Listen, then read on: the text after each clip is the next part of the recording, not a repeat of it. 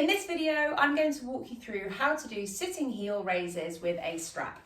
So you're going to need a yoga strap or something similar. It could be a dressing gown cord or a leather belt, but yoga strap is always going to be the best option. Resistance bands often aren't resistant-y enough. So I'm putting my knees through the strap in a circle that's going to keep them about hip width apart when I squeeze out against them. You need something that's going to fight back against your strength, and resistance bands are often too resistant-y. So use something else that's a bit tougher. From this, so as I said, I've turned that into a circle, and as I look down at my knees and I squeeze out, my knees are kept at hip width apart. So hip width apart is often more narrow than most people think. So just don't go too wide with the strap. You're going to sit on the chair, and from the side here, you can see that my ankles are directly below my knees, and my knees are sort of in front of my hips. From the front, I look a bit like this, where my toes, my ankles, my knees and my hips are all in a straight line. The feet are not wider, so my toes are not wider than my ankles, and my knees aren't kind of collapsing in like this. So we're trying to keep this perfectly straight line from the middle of my toes all the way to the middle of my hips, like so. And we're trying to keep that throughout the exercise as well.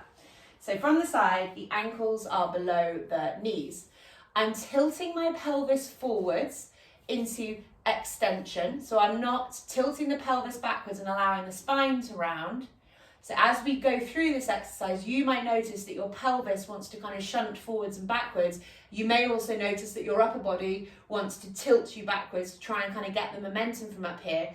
The upper body is active, but it's still, so you're not tugging yourself around using your shoulders or your pelvis. The pelvis stays tilted forwards, the shoulders you can squeeze back and down behind you, but don't overthink that. And we don't want you to be flaring your rib cage up to the ceiling. So having an arch in your back is different to having your pelvis in extensions. The pelvis tilts forward, slight arch in lower back, but we're not tilting the rib cage up, which is where we kind of get tension through the mid to lower back. So the sternum, the breastbone, sort of faces forward throughout the exercise. You're going to squeeze out against the strap that's around your thighs. And as you squeeze out and maintain that squeeze there at like a 5 out of 10 level, you're not trying to murder the strap. It's not a 10 out of 10 level. It's a 5 out of 10 level. You should feel the outside of your thighs and into your hips waking up.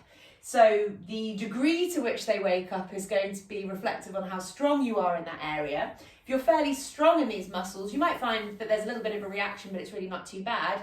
But if you're very weak, you might feel burning here straight away. And that's a great thing, but you just need to get stronger in that range of movement.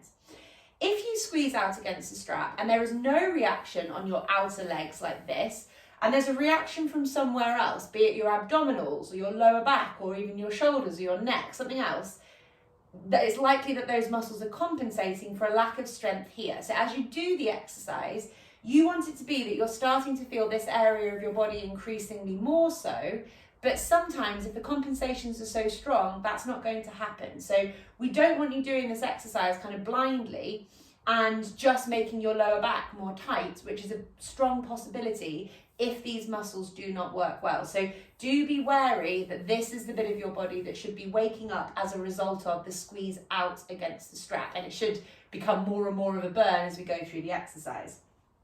Keeping your feet parallel, keeping the pelvis still in the extension, upper body is staying relaxed. You are going to push forward through onto the balls of your feet.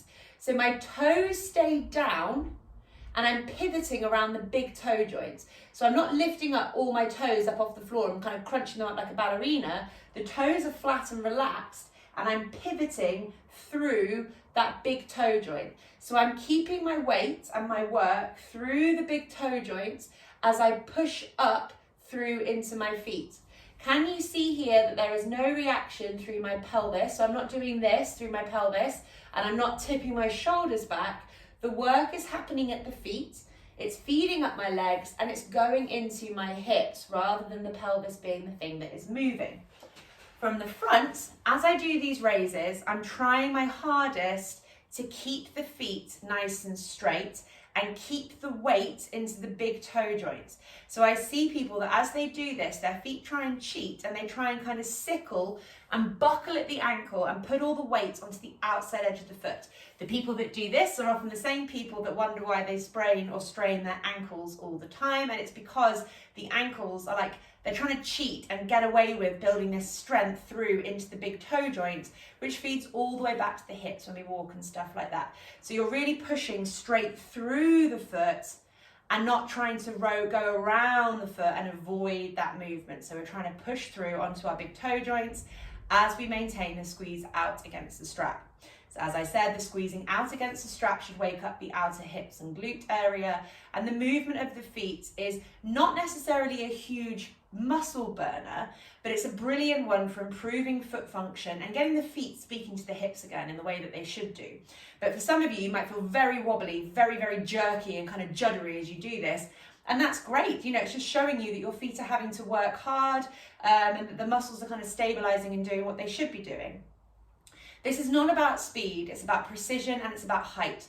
So I would rather you do 5 really slow, really good raises where you're really focusing on keeping everything straight and you're really focusing on getting as high as you can into that big toe joint than speeding through and losing form. So that applies for all of my exercises. It's better that you do 5 reps really, really well than 50 losing form and not getting the effect of the exercise that we want.